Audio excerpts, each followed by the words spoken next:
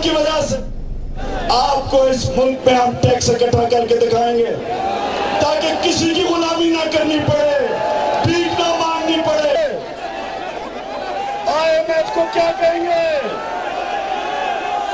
IMF को कहेंगे अपने कर्जे अपने पास रखें, आपका कर्जा नहीं चाहिए। और फिर क्या करेंगे?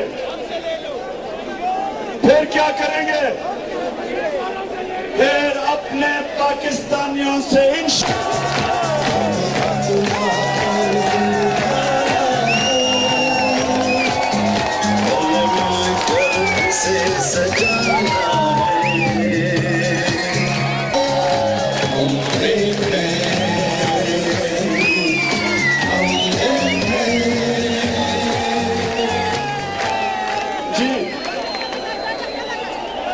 करेंगे हमारे कबायली इलाके के लोग। अस्सलाम वालेकुम नाज़रीन, ये फुटेजेस आपने देखी। एक तरफ इस्लामाबाद जहां पर अब से चंद ही दिन पहले 13 अगस्त की रात को एक धरना हुआ इमरान खान साहब और चेयरमैन तहरीक इंसाफ जो है और तहरीक इंसाफ की जमात का। एक तरफ उसके मनाजिर जहां पर म्यूजिक चल रहा है, लोग सड़कों पर हैं, इमरान खान साहब तकरीर कर रहे हैं अपनी, और दूसरी तरफ कराची की आपने मंजर देखा जहां पर लोग लाशें गिर रही हैं रोज की कराची में। आज 28 2 दिन मिला के 47 लाशें अब तक कराची में गिर चुकी हैं।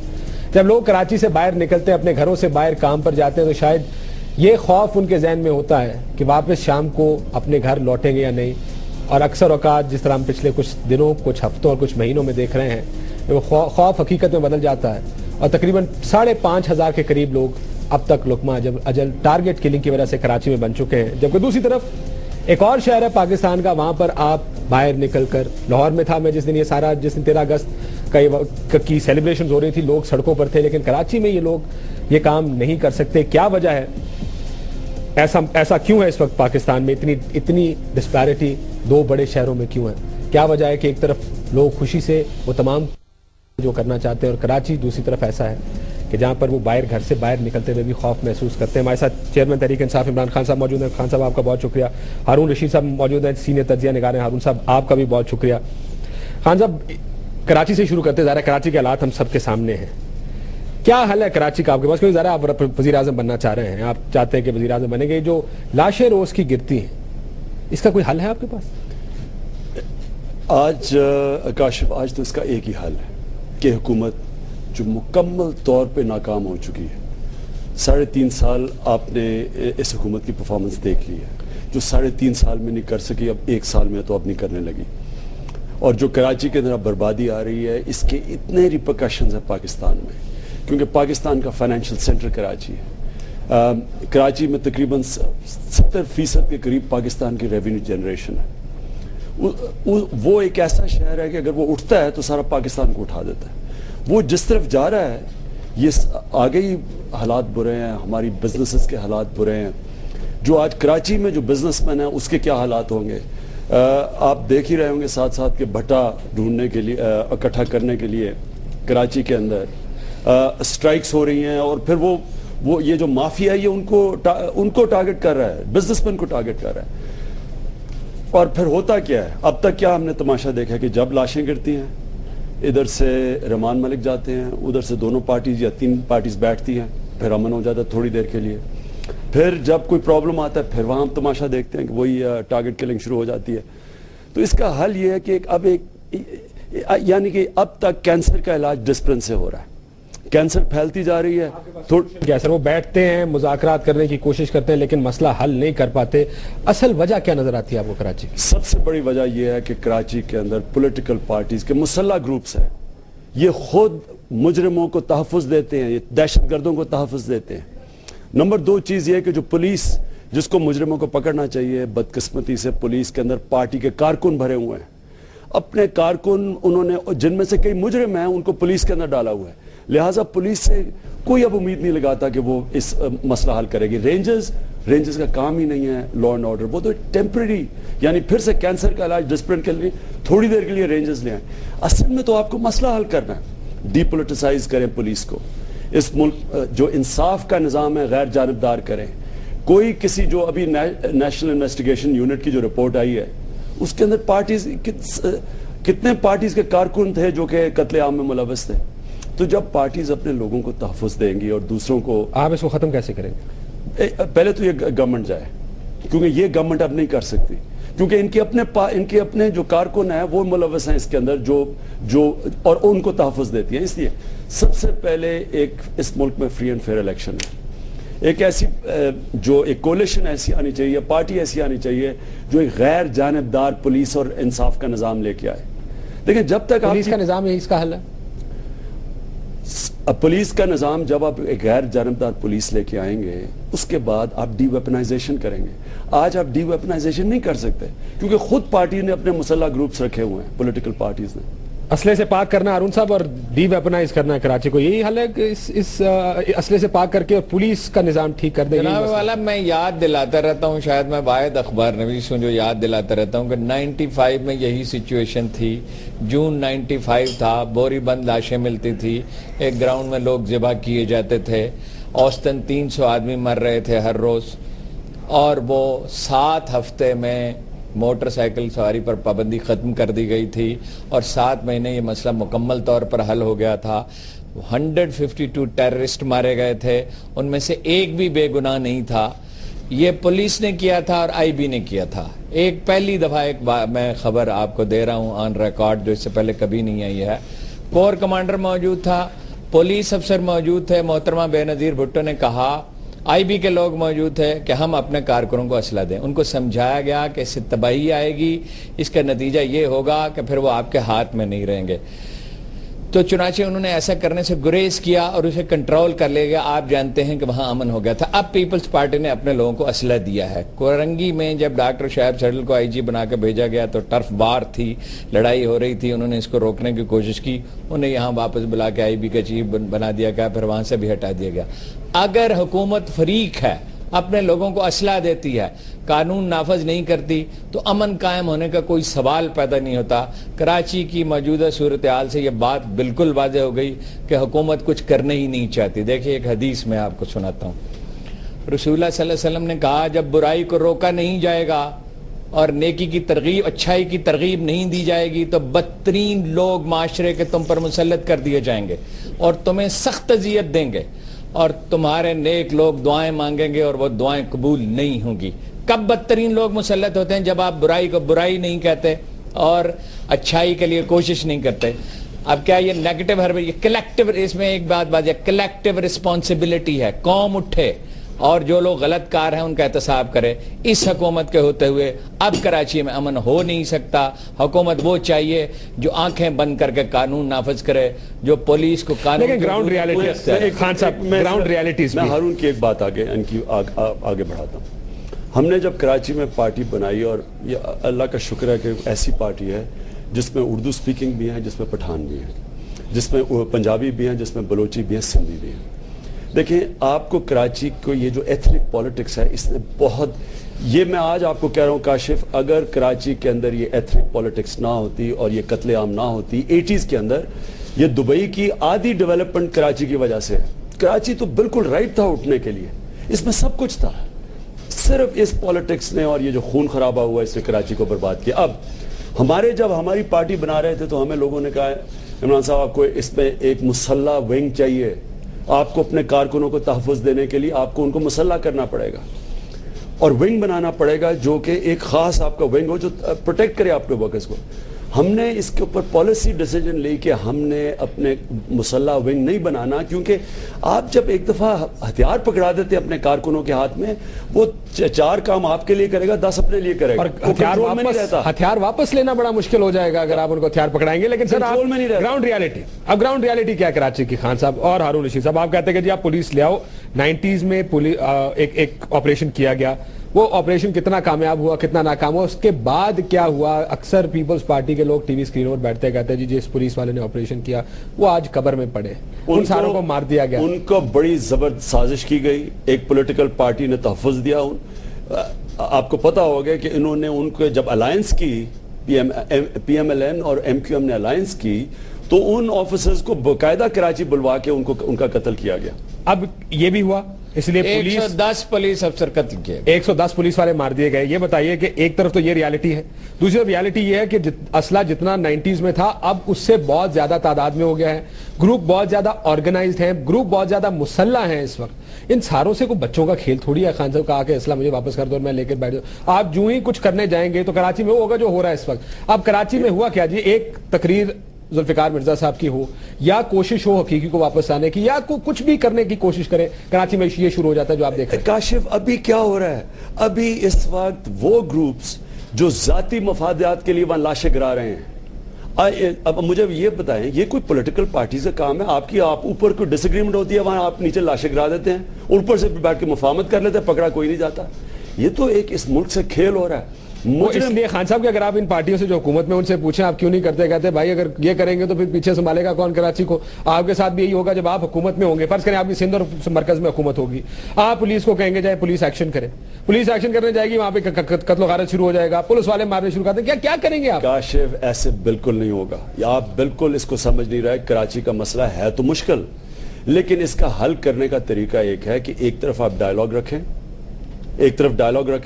اور اس ڈائیلاگ کے اندر یہ چیز ہو کہ جو بھی آپ کی پولیس فورس بنے گی وہ غیر جانبدار ہوگی.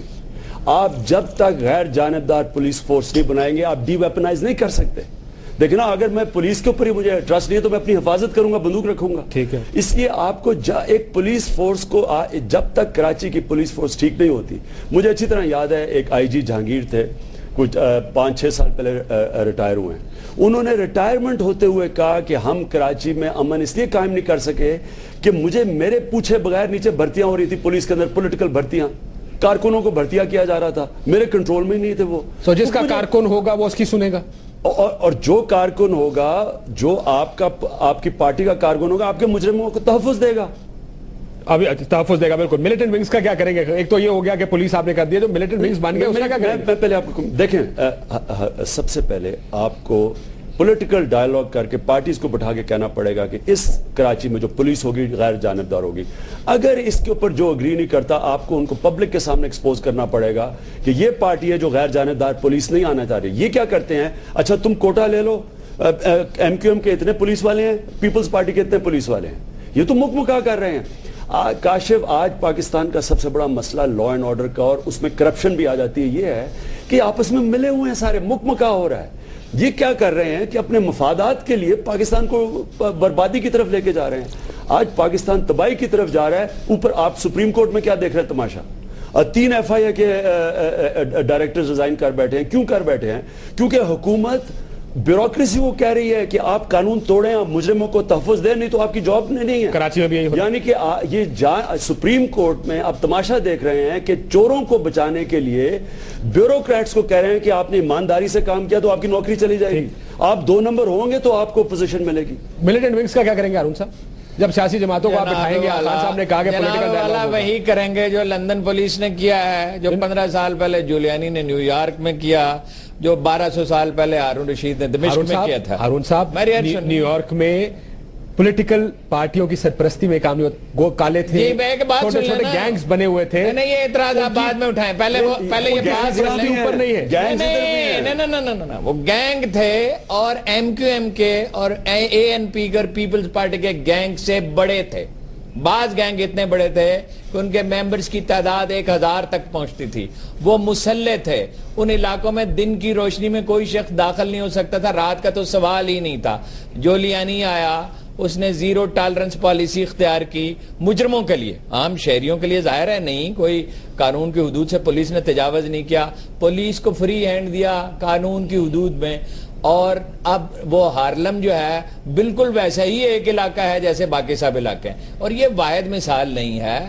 اس سے پہلے میں آپ سے کہا 1200 سال پہلے 2 قبائل میں جنگ ہوئی، مہینوں جاری رہی، کمانڈرز ناکام ہو گئے، ہارون رشید خود گیا، اس وقت تک وہاں بیٹھا رہا جب تک ایک مجرم یا قتل نہیں ہو گیا یا گرفتار نہیں ہو گیا. 1200 سال ہو گئے، 1200 سال ان 2 قبائل میں پھر کبھی جنگ نہیں ہوئی. جو کہ جرم اس وقت ختم ہوتا ہے جب مجرم خوفزدہ ہو. اگر مجرم پروٹیکٹ ہو سکتا ہے، محفوظ ہے، تو وہ کیوں جرم ترک کرے گا؟ ٹھیک. لیکن عدلیہ کا دوسرا معاملہ ہے، یا آپ اگر ان کو گرفتار کریں گے عدلیہ میں پیش کرنا پڑے گا. وہ جس خوف کی بات کریں وہ خوف عدلیہ میں بھی ہے کراچی میں.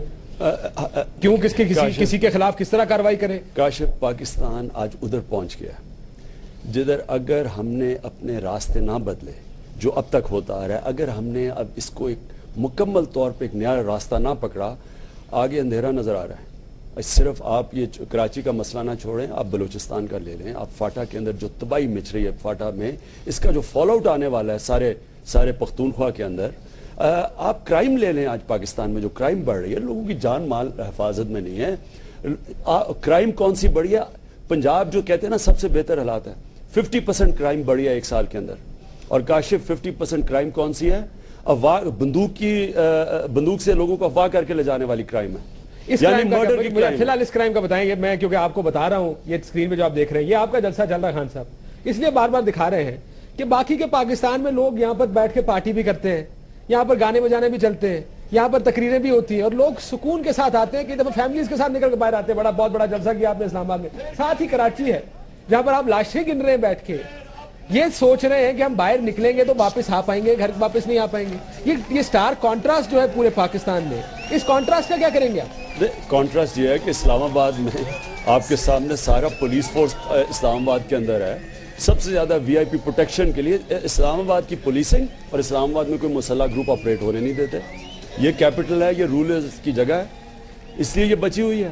لیکن لاہور میں بھی ہو سکتا ہے، میں یہ نہیں بچے گی۔ جھانگ میں حالانکہ حالات خراب ہیں، آپ نے جھانگ میں جلسہ کیا، آپ فیصل آباد جلسہ کر گئے، آپ ملتان جلسہ کر گئے، یعنی آپ پنجاب میں جہاں جا رہے ہیں، آپ خیبر پختونخوا میں دھرنا کر رہے ہیں، یہ حالات نہیں ہے خیبر پختونخوا میں بھی جو کراچی کے حالات نظر آ رہے ہیں۔ ہم نے جلسہ تو کراچی میں بھی کیا، 2 دن کا دھرنا دیا ہم نے کراچی کے اندر، لیکن کاشف یہ جو کراچی کا ایشو ہے، یہ ابھی جو ہم آپ سارے جو بات ڈسکس کر رہے ہیں، جب تک آپ اس ملک میں غیر جانبدار پولیس سسٹم اور جوڈیشری نہیں آئے گی، عدلیہ کا کیا کریں گے آپ؟ لیکن میں کولمبیا کی مثال دیتا ہوں، کولمبیا میں بار بار یہ 3-4 دفعہ مثال کوٹ کر چکا ہوں، اور یہ بھی مجھے مثال کسی نے بتائی جو کولمبیا میں خود بڑے عرصے رہے، انہوں نے کہا کہ جب ڈرگ لارڈز اتنے بڑے تھے کہ اگر کوئی جج بنتا تھا یا اٹارنی جنرل، سمجھو ڈیتھ وارنٹ ہے، انہوں نے شیشے کے دیواروں کے پیچھے جج بٹھائے اور کسی کو پتہ نہیں تھا پیچھے جج فیصلہ کرنے والا کون ہے۔ کیا یہاں پر بھی یہی کرنا پڑے گا؟ ایک پولیس اوپر سے جب عدلیہ کا نظام کرے تو ایسا ہو کہ کسی کے لیے کوئی چھوٹ نہ ہو اس میں؟ کاشف جس وقت ایک حکومت یہ فیصلہ کر لے کہ ہم نے اس ملک میں قانون کی بالادستی قائم کرنی ہے، میں آپ کو یہ بتا دوں کہ یہ قانون کی بالادستی قائم ہو جائے گی۔ پاکستان ان کے مقابلے میں جو آپ کولمبیا وغیرہ کی بات کر رہے ہیں، وہاں جو ڈرگ بیرنز کے پاس پیسہ ہے وہ شاید پاکستان حکومت کے پاس نہیں ہے۔ ان کے پاس جو ویپنز تھے، جو ان کے پاس فوجیں بنی ہوئی تھی، فوجیں تھیں ان کے پاس، ڈرگ بیرنز کے پاس ابھی بھی ہیں۔ پاکستان اگر ہمارے مسئلے ابھی کمپلیکیٹڈ ہیں، وہ کمپلیکیٹڈ اس لیے ہیں کہ پاکستان کی تاریخ کی سب سے نااہل اور کرپٹ حکومت ہے جس نے سب کو اپنے ساتھ ملا لیا ہے، مکمکا کر لیا ہے، جو منہ کھولتا ہے اس کو کچھ دے دیتے ہیں، ہڈی دے دیتے ہیں، ساروں کو ساتھ ملا لیا ہے۔ آپ اگر ایک ایسی حکومت آ جائے جو فیصلہ کرے یہ اس ملک میں قانون ہوگا، آپ دیکھیں کہ کتنی جلدی یہ قانون ہو سکتا ہے۔ اگر آپ اپنے صرف کام آپ نے کرنا ہے کہ اپنے سے قانون شروع کریں، اپنے اوپر قانون لاگو کریں۔ یہ نہیں ہو سکتا کہ میرے لیے ایک قانون، دوسرے کے لیے دوسرا قانون، میرے مجرم ٹھیک ہے، دوسرے مجرم کو پکڑو، ایسے نہیں ہو سکتا۔ Across the board accountability. میں اس سے پہلے کہ بریک پہ جاؤں اور خان صاحب کے ساتھ دوسرے ایشوز پہ بھی بات کرنی ہے، میڈیا کی کوریج خان صاحب کو ملتی ہے نہیں ملتی، بہت سی سیاسی جماعتیں جو اب ابھر رہی ہیں دیانتدار جماعتیں، اس لیے خان صاحب کے ساتھ جانے کو تیار نہیں، وہ کہتے ہیں کہ ڈکٹیٹرشپ بہت ہے ان کی جماعت میں، ہم جا سکتے۔ یہ سوال ہیں جو میں آپ سے پوچھوں گا خان صاحب۔ ہارون صاحب، کیا یہ جو میوزیکل چیئرز حکومت کا چل رہا ہے، ایم کیو ایم کے واپس آنے سے حالات بہتر ہوں گے؟ سوال ہی پیدا نہیں ہوتا، اور حالات خراب ہوں گے، اس لیے کہ وہ ایم کیو ایم کے لوگوں کو پروٹیکشن دیں گے، وہ ظاہر ہے پیپلز پارٹی پہ اعتراضات نہیں کریں گے۔ یہ پولیٹیکل انڈرسٹینڈنگ کا معاملہ ہی نہیں ہے، سیاسی مفاہمت یس ہونی چاہیے، جتنا کنسنسس بلڈ کیا جا سکتا ہے کیے جانے چاہیے۔ اس معاہدے کی بنیاد کیا ہے؟ اگر اس معاہدے کی بنیاد یہ ہے کہ امن قائم کرنا ہے تو 2001 کے پولیس آرڈر کے تحت تمام ادارے بحال کر دیے جائیں، جس میں کہ شہری any case F I R درج کرنا ہوتی ہے، شہریوں کی کمیٹیاں بنتی ہیں، اس میں چیک اینڈ بیلنس ہے، اور پولیس کو ایک آئی جی چاہیے جو نیچے بالکل ٹھیک آدمی لگا اسے پوری آزادی دے، مگر حضور یہ کریں گے ہی نہیں۔ اگر یہ کرنا چاہتے 3.5 سال، آج ایک پروگرام میں جو ریکارڈنگ سے میں آ رہا ہوں، شرمیلا فاروقی نے کہا ہم نہیں کر سکتے، یہ 95 نہیں ہے، ہم نے نہیں کیس ایم کیو ایم کو ساتھ لے کے چلنا ہے۔ پھر اپنے لوگوں کو پیپلز پارٹی نے حوصلہ دیا ہے، جب ایک حکمران جماعت اپنے کارکنوں کو اسلحہ دیتی ہے اور پولیس پہ انحصار نہیں کرتی اور بھرتیاں غلط ہوتی ہیں، یہ نہیں کر سکتے، ان کو جانا ہوگا۔ اگر اس ملک کو امن چاہیے تو ان کو جانا ہوگا۔ اگر آپ اسلحہ دے رہے ہیں اپنے کارکنوں کو، اس کا مطلب کیا فیل ہو گئے؟ تو باقی کیوں نہ کارکن اسلحہ لیں؟ باقی بتائیں نا، باقی جماعتوں کو کیوں نہ لیں؟ اس کا میں یہ کہہ رہا ہوں نا، تو آپ جب آپ نے کارکنوں کو اسلحہ دیا مطلب کہ آپ کا سسٹم فیل ہو گیا۔ ٹھیک، ایک بریک لیتے ہیں ناظرین، بریک کے بعد واپس آئیں گے تو بہت سے سیاسی معاملات پر خان صاحب سے پوچھنا ہے جو میں نے آپ پہ بھی ذکر کیا، ان پہ بات کریں گے چھوٹے سے بریک کے بعد۔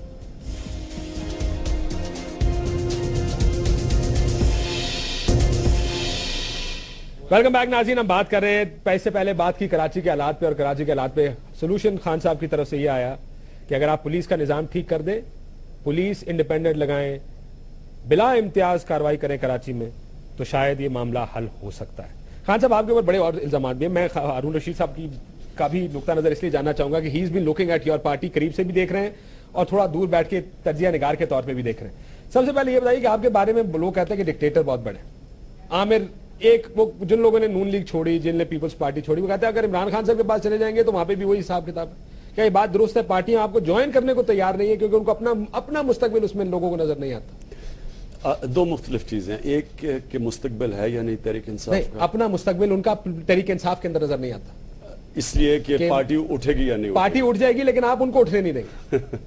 اچھا دیکھیں کاشف، سب سے پہلے میں آپ کو بتاؤں، تحریک انصاف یہ واحد پارٹی ہے جو پاکستان میں ایک ادارہ بنے گی۔ ابھی نہیں بنی کیونکہ ابھی ہم نے جو ہماری تنظیم ہے یونین کاؤنسل لیول کی، وہ کمپلیٹ نہیں ہوئی۔ جب وہ کمپلیٹ ہو جائے گی، نیچے سے الیکشنز کروائے جائیں گے پارٹی میں، اوپر تک ساری الیکٹڈ پوسٹ ہوں گی انکلوڈنگ چیئرمین۔ میں یہ کیوں آپ کو کہہ رہا ہوں، یہ اس لیے ضروری ہے کہ کبھی بھی پارٹی ایک انسٹیٹیوشن نہیں بن سکتی جب تک اس پارٹی کے ہر عہدے پہ الیکشن نہ ہو۔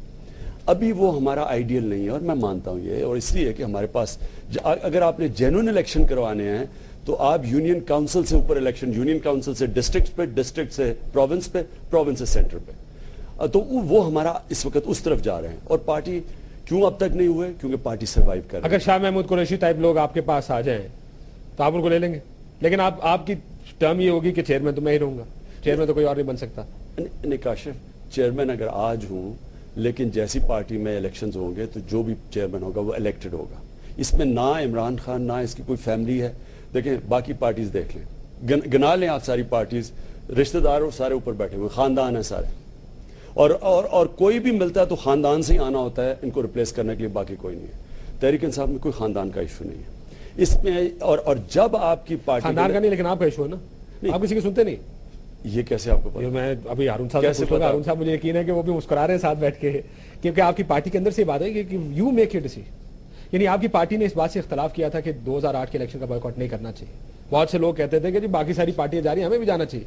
آپ نے اصولی فیصلہ تھا لیکن سیاسی طور پر غلط فیصلہ تھا، لیکن آپ نے کیونکہ فیصلہ کر لیا تو ہو گیا۔ کاشف میں آپ کو کلیئر کروں، 97 کے اندر میں کہہ رہا تھا الیکشن نہ لڑو، پارٹی کے کنسنسس بنا الیکشن لڑنا، میں کنسنسس کو فالو کیا، میں کہہ رہا تھا الیکشن نہ لڑو یہ۔ اور میں آپ کو 2001 کے اندر ہم نے ریفرینڈم کے اندر جنرل مشرف کی جب سپورٹ کرنی تھی، 1.5 دن ہماری سی کی میٹنگ رہی ہے، یہ ریکارڈ کے اوپر ہے، اور 1.5 دن میں فیصلہ نہ ہو، میرا فیصلہ نہیں تھا وہ، پھر سی نے مشرف نے ہماری سی کو ایڈریس کیا، انہوں نے کوسچن آنسر کیا، پھر سی نے فیصلہ کیا ریفرینڈم کا، میں نے نہیں کیا۔ اس کے بعد 2008 کے اندر ہماری مسلسل ڈیبیٹ چلی پارٹی کے، ہم الیکشن لڑیں یا نہ لڑیں۔ آپ یقین کریں کہ 2 دن تک ہماری ڈیبیٹ چلتی رہی، پھر کنسنسس کے ساتھ گیا۔ یہ میرا فیصلہ نہیں تھا، یہ پارٹی کا فیصلہ تھا۔ تحریک انصاف کے اندر کوئی فیصلہ آج تک، کوئی میجر فیصلہ، میں چیلنج کرتا ہوں، آپ کسی پارٹی والے سے پوچھ لیں جو کہ عمران خان نے کیا، جو پارٹی کے یہ بات درست ہے عمرانہ سوچ کی کہ عمران خان صاحب کی پارٹی میں میں پارٹی میٹنگ میں نہیں جاتا ہوں۔ میں یہ آپ سے پوچھ اس لیے رہا ہوں کہ جس طرح جہانگیر ترین صاحب کی ایک پارٹی بنی ہے، شاہ محمود قریشی صاحب کی ایک پارٹی بنی ہے، آئیڈیل کیس تو یہ ہوگا کہ آپ اسے مل جائیں، اتحاد نہ کریں، مل جائیں، پارٹی کے اندر کریڈیبلٹی اور بڑے نام آتے ہیں، اسے پارٹی گرو کرتی ہے۔ وہ جیسا خان صاحب خود کہتے ہیں صاف لوگ آئیں گے، وہ نہیں آنا چاہتے، وہ کہتے ہیں کہ آنا چاہتے ہیں، ہماری عزت نہیں ہے۔ آپ سے کس نے کہہ دیا نہیں آنا چاہتے؟ آنا چاہتے ہیں، آنا چاہتے ہیں۔ نہیں آپ بھی بتا دیں, میں بھی بتا دوں گا مجھے کس نے کہا. گزارے یہ میں پارٹی میٹنگز میں نہیں جاتا ہوں, نہ مجھے جانا چاہیے. بہت کم ایسا ہوتا ہے کہ میں ان کے دفتر گیا ہوا ہوں, کوئی مشورہ ہو رہا ہے تو مجھے بھی شریک کر لیتے ہیں, ورنہ مجھے نہ جانا چاہیے نہ مجھے یہ بلاتے ہیں. لیکن اس بات کا جواب, لیکن یہ بات غلط ہے کہ عامرانہ سوچ ہے. کافی جو لیڈر ہوتا ہے, اسرٹ کرنے والا آدمی ہی لیڈر ہوتا ہے, اس کو ریموٹ کنٹرول سے نہیں چلایا جا سکتا. لیکن میرا اپنا تجربہ عمران خان کے ساتھ, جو میں 42 سال سے جرنلزم میں ہوں, میں نے کوئی دوسرا شخص نہیں دیکھا جو اتنی بات سنتا ہو جتنی عمران خان سنتا ہے. اور یعنی بحث مباحثہ تو الگ ہے جو میں کرتا ہی رہتا ہوں, تنقید بھی کرتا رہتا ہوں. یہ بڑے لوگ کیوں نہیں آتے پارٹی میں؟ نہیں میرے یار سن لینا یہ بات, مجھے پوائنٹ ذرا اسٹیبلش کرنا. تو پھر مجھے تو کبھی بات کرنے میں دقت نہیں ہوتی. جب میں چاہتا ہوں ٹیلی فون اٹھاتا ہوں, ان سے بات کرتا ہوں, ان کی رائے کے برعکس رائے دیتا ہوں, مانے نہ مانے مگر میری بات تو یہ سنتے ہیں. سخت اختلاف بھی ہوتا ہے, بہت سخت جملوں کا تبادلہ بھی ہو جاتا ہے. مجھے تو پرابلم نہیں. مجھے دیکھیے گزارے یہ ہے, لوگ انیشیٹو نہیں لیتے. لوگ مجھے کہتے ہیں ان کی پارٹی کے کہ یہ بات خان صاحب کو کہہ دو. میں ان سے پوچھتا ہوں حضور آپ خود کیوں نہیں کہتے؟ نہیں میرا کیا تعلق ہے؟ اس کا وجہ, اس کا مطلب تو یہ ہوا نا خان صاحب کے جو نیچے کے لوگ آپ لوگ ایسے ہی ہیں لوگ انیشیٹو نہیں لیتے. دیکھو جی اکبر بابر ڈس ایگری کرتا ہے, وہ کراچی والے کون صاحب ہیں وہ ڈس ایگری کرتے ہیں. ہاں جی فردوس بے پناہ ڈس ایگری کرتا ہے. احسن رشید اتنا ڈس ایگری کرتے ہیں کہ پرسنل لائف تک پہ بات کرتے ہیں. سارے دوست ڈس ایگری کرتے ہیں. مجھے تو آج تک انہوں نے نہیں کہا کہ تم کون ہو. اس سے پہلے کاشف میں صرف دیکھیں, میں نے 10 سال پاکستان کا کرکٹ کیپٹن رہا. کرکٹ ایک کیپٹنسی ایک واحد چیز ہے جدھر آپ کو لیڈرشپ کی ضرورت ہے, باقی کسی سپورٹس کے اندر نہیں ہے. کوچ سب کچھ ہوتا ہے.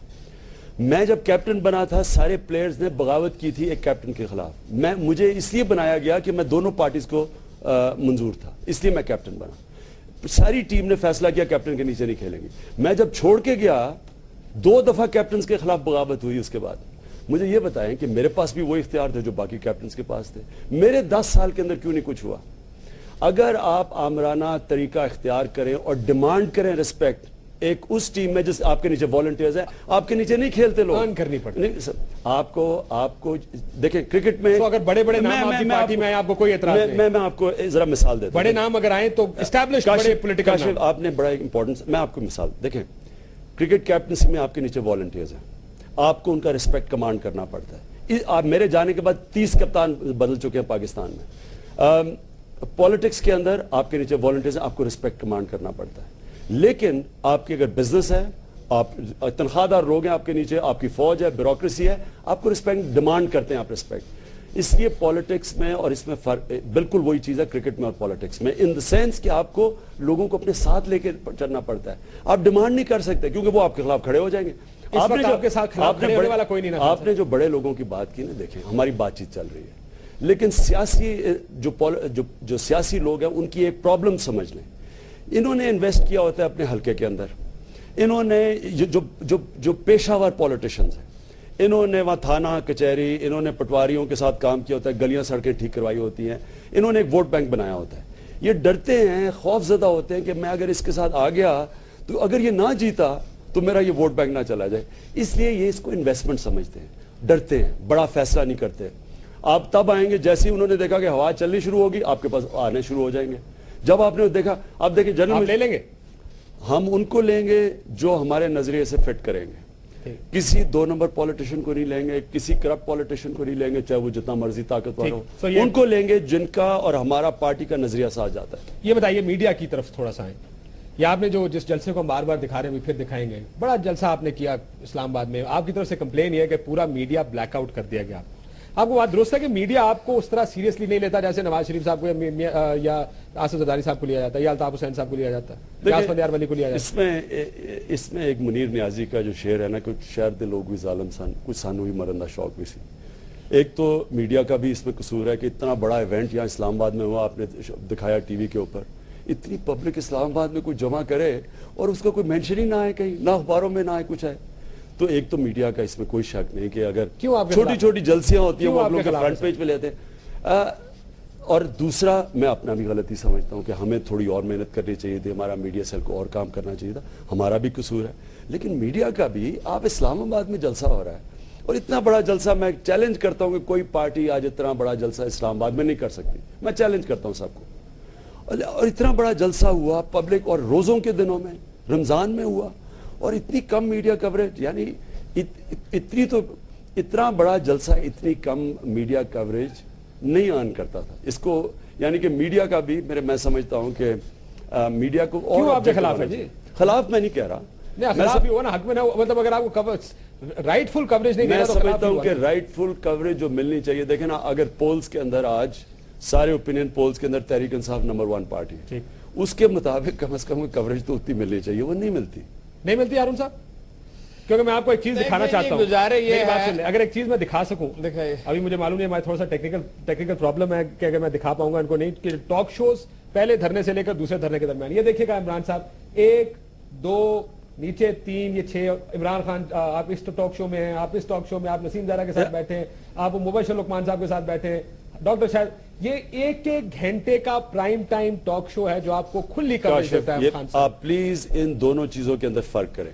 واپس آ جائیں ادھر. دیکھیں کاشف، ٹاک شو کے اندر اور ایک میڈیا کوریج میں بہت بڑا فرق ہے. ٹاک شو تو ضرورت ہوتی ہے آپ کو ویورشپ کے لیے، وہ آپ کو جو بھی جو ٹاک شو کے ہوسٹ ہیں وہ ان کو لے کے آئیں گے جن کی میڈیا کوریج ہے. مثلا اب شیخ رشید ہیں، ان کے پاس تو کوئی اتنی بڑی پارٹی نہیں ہے اس وقت، ان کو آپ اتنے ٹاک شوز میں دیکھیں کیونکہ لوگ شیخ رشید کو سننا چاہتے ہیں، اس لیے وہ اس کو کمپیئر نہ کریں جو میڈیا کوریج ہے، جو پرنٹ میڈیا کے اندر ہے، جو نیوز میڈیا کے اندر کوریج ہے.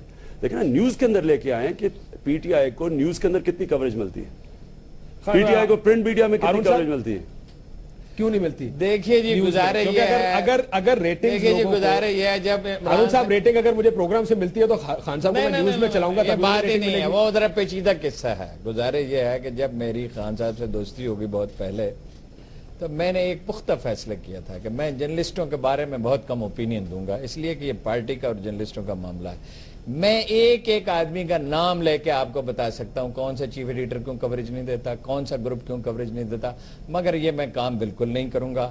اس سیاسی وجوہات ہے جی. دیکھیے، ایک تو نون لیگ نے، کاف لیگ نے، پیپلز پارٹی نے اپنی جڑیں بنا لی ہیں جرنلسٹوں میں. اس میں ایسے لوگ بھی ہیں جو سافٹ کارنر رکھتے ہیں، ایسے لوگ بھی ہیں جن کو نوکریاں دی گئی ہیں، ایسے لوگ بھی ہیں جن کو نوکریاں ملے گی، وہ بھی ہیں جن کو پیسہ ملتا ہے، وہ بھی ہے جن کو آئندہ زیادہ پیسہ ملنے کی امید ہے، وہ بھی ہے جو نظریاتی وجوہ سے یا کسی پریجوڈس کی وجہ سے ان کے حامی یا مخالف ہیں. عمران خان سے بھائی کیا مل سکتا ہے، جس کو تو کچھ پلے سے دینا پڑتا ہے. یہ شوکت خانم کو چندہ دو، یہ آپ ٹاک شوز کو اور ان کو علیحدہ علیحدہ کیٹیگری میں ڈالتے ہیں. ٹاک شو ٹاک شو بھی ریٹنگ بیسڈ ہے اور نیوز بھی ریٹنگ بیسڈ ہے. جو نیوز ہے، نیوز کوریج کا اس سے کوئی تعلق نہیں ہے. نیوز تو آپ جو نیوز ایڈیٹرز ہوتے ہیں وہ اس کے مطابق دیتے ہیں جو جن کو اہمیت دینی ہے. اب دیکھیں نا، میں آپ کو صرف مجھے ایک بات بتا دیں کہ اسلام آباد میں اتنی بڑی شو ہو جو میں پھر چیلنج کرتا کوئی نہیں کر سکتا، اس کے بعد آپ نیوز میں دیکھیں کہ ٹوٹل بلیک آؤٹ تھا. یعنی یہ نہیں ہو سکتا کہ اتنی بڑی شو کو ٹوٹل بلیک آؤٹ آپ کر دیں. اتنا بڑا جو پبلک آئی ہے اسلام آباد میں رمضان کے دنوں میں، بلیک آؤٹ اور اخباروں میں آیا کچھ نہیں. اخباروں میں تو total black out. Media groups کے ساتھ تو آپ کے ذاتی تعلقات سراب کے دنوں سے ہیں، انہوں نے کیوں کور نہیں کیا آپ کو؟ جن کے ساتھ ارینجمنٹس تھیں آپ کی، جن کے ساتھ آپ کے کانٹریکٹس تھے، یہ اتنا بڑا جلسہ جس کی آپ بات کر رہے ہیں اسکرین کے اوپر دکھا رہے ہیں. آپ دیکھیں نا کاشف، یہ مجھے بتائیں کہ اتنا بڑا جلسہ اچھا، ایک بات بڑی خطرناک ہے، میں کہنا نہیں چاہتا تھا.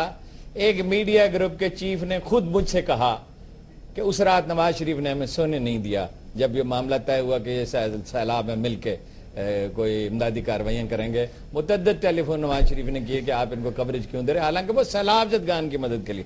نواز شریف اس میں ایک پورا سیل کریکٹر اسیسینیشن کے لیے اس نے بنایا ہوا ہے، انہی لوگوں نے سیف من سے اس کی ڈیل بھی کرائی ہے. اور کاف لیگ کے لوگ جس طرح بلائج کرتے ہیں، آپ کو پتہ ہے organised P M L N کے انہوں نے ایک سیل، یہ بھی قصوروار. اچھا بات یہ کہ یہ بھی قصوروار ہے، یہ میڈیا کو سمجھتا نہیں. مجھے ذرا بات 97 میں آپ کہہ رہے ہیں، یہ کہہ رہے ہیں کہ پرسنل وکٹم پرسنل اٹیکس کے اوپر سے آپ مجھے بتائیں 97 میں جو انہوں نے میرے پہ اٹیکس کیے ہیں، جو پرسنل ذاتی اٹیکس کیے ہیں، کسی بھی پولیٹیکل فگر کے اوپر ایسے اٹیکس کیے جو نون نے کروائے تھے. سیٹا وائٹ کو یہ ٹیلی فون کر کے سٹوریاں چھاپتے تھے، میری بیوی کو یہودی لابی انہوں نے کہہ دیا. اس کے ساتھ کیا کچھ تصویریں نہیں چھاپی گئی ان کی ڈانس کرتے ہوئے وہ ڈریسز میں ڈال، لیکن مجھے کچھ نہیں کیا ان کے ساتھ. کاشف مجھے خوشی ایک بات ہوئی، جب انہوں نے ایم کیو ایم کے اوپر ہاتھ ڈالا تو انہوں نے ایک دن میں ان کو چپ کرا دیا تھا، کیونکہ انہوں نے ان کی گیم پہ آ گئے. لیکن ہم شریف لوگ ہم ڈرتے ہیں کہ نہیں جی ذاتیات پہ نہیں آئیں گے، اور آنا بھی نہیں چاہیے. انہوں نے ایم کیو ایم نے جب ذاتی ان کے اوپر اٹیک کیا، ایک دن لگا ان کا منہ بند کرنے میں. لیکن نا، یا تو یہ کوئی فرشتے ہوں تو پھر دوسروں کے اوپر پرسنل لائف پہ آئیں. ان کی ذاتی زندگیاں جو ہیں اور انہوں نے جس طرح ہمارے اوپر اٹیک کیے ہیں، یعنی لیکن آپ کو کیوں لگتا ہے لیکن جو سارے گروپ کسی لیکن سارا میں آ کر آپ کے خلاف میڈیا بوائکاٹ؟ نہیں اس میں ان کی کوتاہی بھی ہے بہت. میں نے کہا ہماری بھی کمزوری تھی.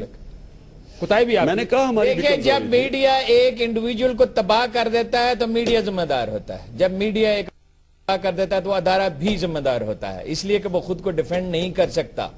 لیکن یہ صورتحال رہے گی نہیں. دیکھیے بیک پیج پہ سنگل کالمی خبر چھپا کرتی تھی 6 مہینے پہلے تک.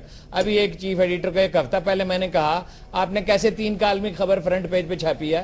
سنیے میری بات کاشف صاحب, میں نے ایک چیف ایڈیٹر سے جو میرے ذاتی مہربان ہیں ان سے کہا کہ کیسے فرنٹ پیج پہ 3 کالمی خبر آپ نے چھاپ دی. انہوں نے کہا جی کہ ہم نے رعایت کیا ہے. میں نے کہا حضور والا رعایت تو عمر بھر آپ نے کبھی کسی سے کی ہی نہیں. یہ صورتحال بہتر ہوتی جائے گی اگر یہ پاپولر پارٹی بنتی جائے گی, جو میرا خیال ہے بنتی جائے گی. تو نہیں دیکھیں یہ ہر جینوئن چیز گریجول ہوتی ہے. یہ گریجولی اسی کوریج بڑھے گی. میڈیا ایک ایسی مچھلی ہے جو عوامی احساسات کے سمندر میں زندہ رہتی ہے, نہیں روک سکتا کوئی. ٹھیک ہے خان صاحب, مجھے یہ بتائیے کہ اب آپ کے پاس ایک اور سوال. نواز شریف صاحب کو بڑا ٹارگٹ کرتے ہیں, وہ بھی کہتے ہیں جی سیل میاں نواز شریف نے بنایا, آپ بھی میاں نواز شریف کہتے نہیں ہیں. یہ 100% درست ہے. اور 2 سال سے تو میرے خلاف کمپین ہو رہی ہے ایک ویب سائٹ پہ, 2 سال سے. آج بھی میرے خلاف ایک جعلی خط چھپا ہوا ہے میرے اپنے اخبار میں, حضور والا. آپ سر اگر اعتراض ہے, اختلاف ہے ان کا, تو اب یہ اگر آپ ان کے خلاف بات کریں گے, آپ ان کے خلاف کالم میں لکھیں گے, ان کا بس چلے گا, وہ بھی لکھوائیں گے. لیکن اگر وہ آپ کے نہیں character assassination campaign website پہ اور مکر جاتے ہیں. میں یہ پڑھا ہوا شہباز شریف کا میسج, میرے خلاف مضمون چھپوایا ہے محکمہ اطلاعات پنجاب نے, صرف گجرانوالے کے 4 اخبار میں, فل پیج کا آرٹیکل 4 اخباروں میں. اور شہباز شریف کہتے ہیں مجھے پتہ نہیں. میں نے ان سے کہا میں آپ کا ایویڈنس دیتا ہوں. خان صاحب, نواز شریف کو ٹارگٹ, زرداری صاحب کو ٹارگٹ نہیں کرتے, یہ بھی ایک اعتراض آپ کے اوپر کافی چل رہا ہے. نواز شریف کو کے خلاف آپ اکیلے اس کے خلاف کیمپین ہے.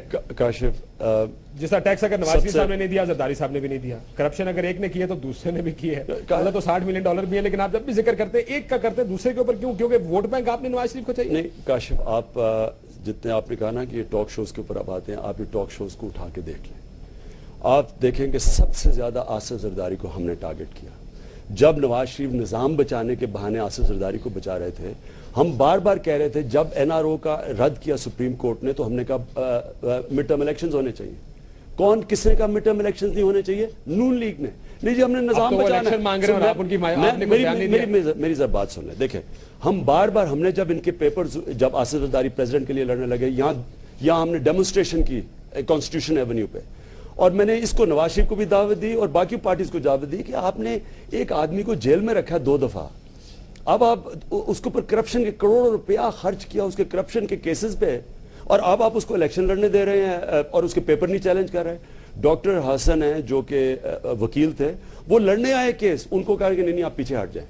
انہوں نے مکمکا کر لیا آصف زرداری سے. 3 سال یہ اس کے ساتھ مل کے بیٹھے رہے پنجاب میں, اور ہم 3 سال روتے رہے کہ فرینڈلی اپوزیشن نہ بنے. بلکہ ہم نے, آپ نے دیکھا ہوگا 1 سال سے ہم نے نون کو اٹیک کیا, اس سے پہلے ہم زرداری کو اٹیک کر رہے تھے. اس کو بچانے والے یہ.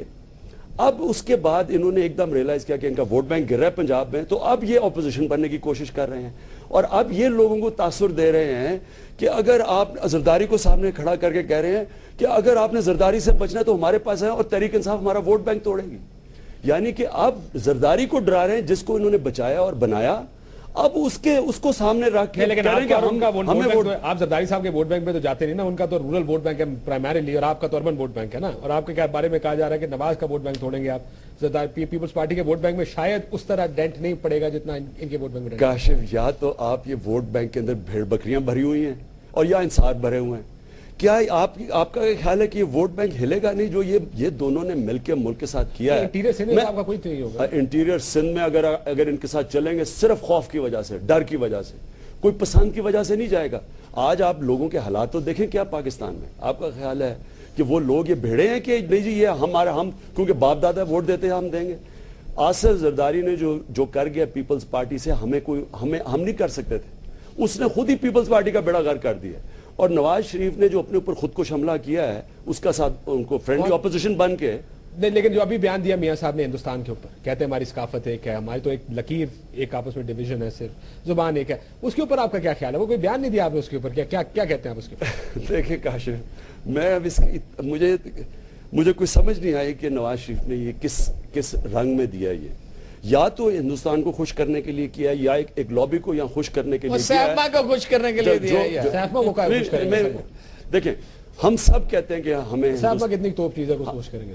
وہ اس کے خیال میں ہو سکتا ہے توپ ہی اب اور تو کوئی اس کے پاس رہا نہیں. لیکن ہم سب یہ کہتے ہیں کہ ہندوستان سے ہمارے نارملائز ہونے چاہیے تعلق. بیان میں کوئی ایسا ہم جنگ سے ہم کچھ نہیں ملنا, ملٹنٹ سے ہم سب کہتے ہیں. لیکن ایک آپ جب بھی کوئی فیصلہ کرتے ہیں تو آپ کے سامنے کعبہ قبلہ ہوتا ہے جو اصولوں کے اوپر بیس ہوتا ہے. مثلا کہ ایک آپ کی پوزیشن ہے 1948 کی ریزولوشن جو کشمیر کے اوپر ہے, اور کشمیریوں کے اوپر جو ظلم ہوا ہے, جو پچھلے دنوں میں ظلم ہوا ہے, اور اس میں پاکستان کی پالیسیز کی وجہ سے بھی ہم نے ملٹنسی کو ہم نے مدد کیا. آپ جو بھی آپ فیصلہ کریں گے دوستی کا, کوئی پرنسپلز کو سامنے رکھ کے کریں. آپ جب بھی آپ اگر ایک کمپرومائز کریں گے پرنسپلز کے اوپر, تو یاد رکھیں 9/11 کے بعد جب جنرل مشرف نے امریکہ کی مدد کرنی شروع کی وداؤٹ پرنسپلز, وداؤٹ یہ دیکھا کہ پاکستان کے انٹرسٹ کیا ہیں, اس کا نتیجہ آ جائے کہ 35,000 لوگ مروا بیٹھے ہیں, سب سے برے حالات ہیں. تو آپ اصول سامنے رکھیں اور پھر اس کے اوپر بیس کریں. ہی ہے نا سر. اچھا اب یہ کہنا پاکستان کا فائدہ ہے ان کے ساتھ تعلقات نارمل. اچھا اور انہوں نے یہ بھی نہیں ریئلائز کیا کہ وہ جو مسلم لیگ کا جو کور ایک بنا ہوا تھا نظریہ پاکستان, تو اسٹیبلشمنٹ کا تھا نا, مسلم لیگ کا.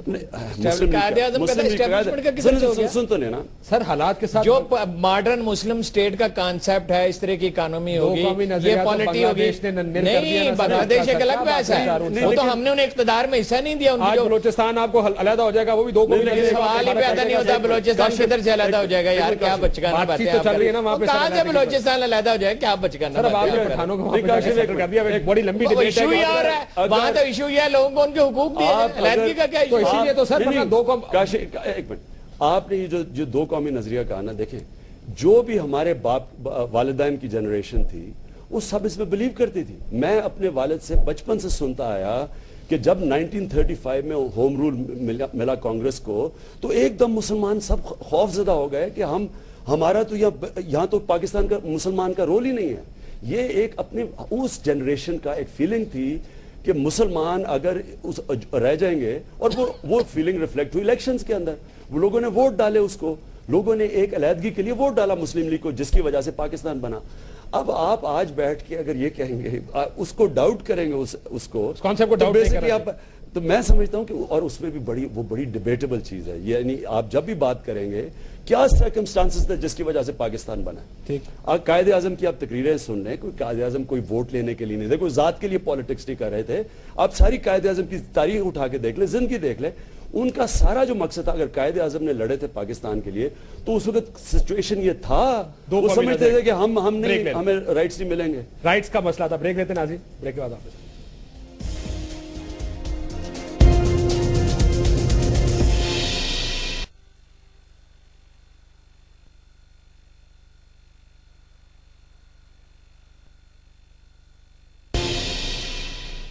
ویلکم بیک ناظرین. پروگرام کا آخری حصہ عمران خان صاحب اور ہارون رشید صاحب میرے ساتھ موجود ہیں. عمران خان صاحب, سپریم کورٹ آخری ایک نقطہ جس کے اوپر آپ بڑا سپریم کورٹ کے اوپر بات کرتے ہیں, کیا بنے گا سپریم کورٹ کا؟ حکومت تو بات ماننے کو تیار نہیں کسی چیز میں. کاشف, میں صرف چیف جسٹس کو ایک پیغام پہنچانا چاہتا ہوں اس پروگرام کے تحت کہ ساری قوم ان کے ساتھ کھڑی اور ان کی طرف دیکھ رہی ہے. لوگ انصاف چاہ رہے ہیں, لوگ تنگ آ گئے ہیں کہ ایک قانون طاقتور کے لیے دوسرا کمزور کے لیے. کیا صرف کمزور آدمی جیل میں جائے گا یا اس ملک میں؟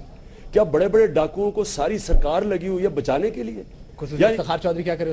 افتخار چودھری کو لگ اس نے ڈی جی ایف آئی او کا تو استعفیٰ دے, مجھے فرق نہیں پڑتا, بس یہی کر سکتا. افتخار چودھری کو کنٹمپٹ میں بنانا چاہیے پرائم منسٹر اور پریزیڈنٹ کو, کٹارے میں کھڑا کریں لا کے ان کو. ساری قوم ان کے ساتھ کھڑی ہے, لیکن ہم پریزیڈنٹ کو بالکل بنا سکتا ہے.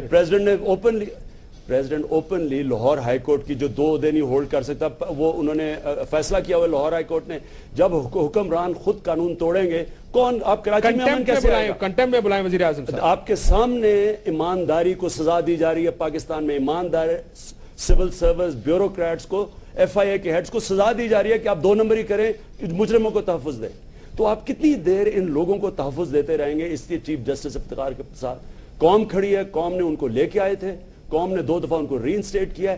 یہ جو چھوٹا سا مافیا بیٹھا ہوا ہے اس کو اگر آج روشنی کی کرن ہے وہ چیف جسٹس افتخار ہے، ان کو سٹینڈ لینا چاہیے، لوگ ان کے ساتھ کھڑے ہیں، ساتھ لے کر چلیں. بہت شکریہ عمران خان صاحب، ہارون رشید صاحب گفتگو کرنے کا. ناظرین گفتگو آپ نے سنی، بات کی کراچی پر بھی، کراچی کی صورتحال بہتر کرنے کا فارمولہ بھی خان صاحب نے دیا، اس کے علاوہ دوسرے اہم ایشوز پر. کاشف عباسی کو اسلام آباد سے اجازت دیجیے. اللہ حافظ.